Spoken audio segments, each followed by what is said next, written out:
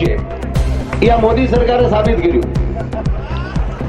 બોલવા સિવાય બીજો ધંધો નથી. તો હવે સરકારને ચાટવાનો ધંધો ચાલુ કર્યો છે.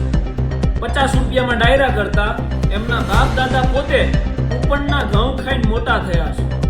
જે સવારે ભણવા ગયા ને સાંજે માસ્તર પાછા ઘરે મૂકી ગયા એવા અભણ ચાટુ કલાકાર જેને income tax, property tax, corporate tax, road tax, central GST, state GST, direct tax, indirect tax વગેરે બાબતે કોઈ જાણકારી જ નથી, કેમ કે અભણ છે.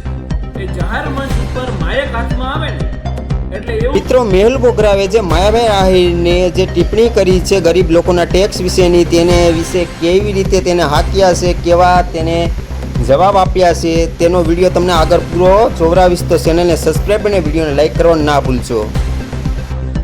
કે છે કે કૂપનના ઘઉં ખાઈ વિડિયા બનાવી અને વિરોધ કરે છે. તમે અમારો પગાર ખાવ છો, જાણે એના બાપુજીનો ટેક્સ ભરતા હોય બધા, એ રેશનિંગના ઘઉં ખાતા હોય બધા. એને જિંદગી ન ફેર્યો હોય સાહેબ.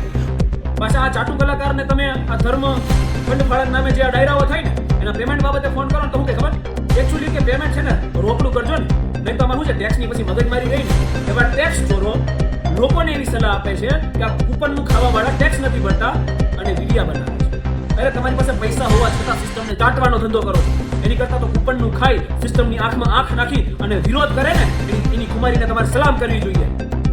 વીર ખુદીરામ બોઝનું એક વાક્ય હું આપને કહીશ કે જે વ્યક્તિ વિરોધ કરતો હોય ને એને સાથ આપો, અને જો સાથ ના આપી શકો ને તો તમારી ભાષામાં કહું છું કે મૂંગા મરો. મૂંગા રહેશો ને તોય અમને એટલીસ્ટ ડિમોટિવેશન તો નહીં મળે, એટલીસ્ટ સિસ્ટમ સામે લડવાનો અમને જોશ તો મળશે જ. અચ્છા, ભાઈ કેવા છે, આપણા દીકરી હમણાં હાર્યા સ્થાનિક સ્વરાજની ચૂંટણીમાં, અને દીકરાને ઇલેક્શન લડવાનો આવનાર ઇલેક્શન લડવા માટે બેઝ તૈયાર કરે છે. હવે જ્યારે હાથ જોડી વોટ માંગવા આવે ને ત્યારે આપણે યાદ રાખવાનું છે કે આપણે કૂપનના ઘઉં ખાના છીએ, આપણે વોટ કોને આપવા, અને અમને યાદ દેવડાવવું પડશે આપણે કે જે કૂપનના ઘઉં ખાવાવાળા તમને ખંભે બેસાડીને આસમાન દેખાડે છે ને એ તમને જમીન ઉપર રહીને તારાય દેખાડી શકે. એ તાકાત આપણે દર્શાવવાની છે. અને અમને એક વસ્તુ કહેવાની છે, 2030 પછી આજે તમારો ધંધો છે ને એ ધંધો હકેલાઈ જવાનો છે. 2030 સુધી તમારે જે કરવું હોય એ કરી લો, પછી તમને સિલેક્ટેડ ડાયરા નથી મળવાના, કારણ કે લોકો તમને ઓળખી ગયા છે. એટલે તમે જે ધર્મ ફંડ ફાળા ગાયુના નામે જે ડાયરાઓ કરી અને જે ચરી ખાવ છો ને એ ચરી ખાવ. જે વિરોધ કરવા વાળા છે ને એને સમર્થન ના આપો તો કાંઈ નહીં, પરંતુ એમને એમની સાથે લડવા દો. જય હિન્દ, જય સંવિધાન, ઇન્કલાબ જિંદાબાદ.